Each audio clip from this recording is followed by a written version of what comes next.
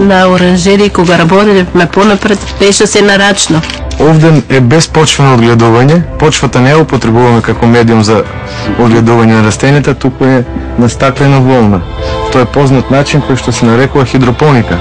Државата за овој проект помага со сите можни програми кои што ги имаат, програми за рурален развој, затоа што ова рурално подрачје, со правилна распределба на земјиште, како што овој пример, че земјиште е дадено во прави раце, со една огромна инвестиција, најголема моментално во земјоделието во Македонија, и резултатите се видливи. Ова влада имаше слух за ова работа, со тоа добија ова подрачје веќе 130 души има вработени на ова подневе. Во Грчиште немаше 10 души вработени, веќе имаме 28 од Грчиште, Првинци, Марлинци, Брајковци, Богданци, Евгелија, Смоквица. Колку поголемо производство, толку поголемо вработување. Убаво е Македонија да се сплоти и да се обедини на такви проекти. Меѓутоа никој не се посвети толку на тие луѓе како што тоа го правила влада. Нашиот производ ги исполнува 100% сите европски стандарди.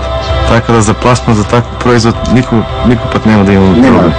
Значи ова е дел од Европа фактички. Во Македонија имаме европско производство, имаме европски стандарди, имаме европска услови за работа.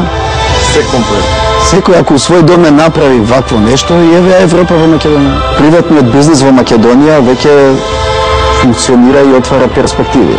Затоа претседателот треба да им посвети внимание на тие луѓе, сите институции во државата да бидат во функција на тие што создаваат. Создавачите се тие што ја крепат една држава. Ѓорѓе Иванов за претседател. Еден за сите.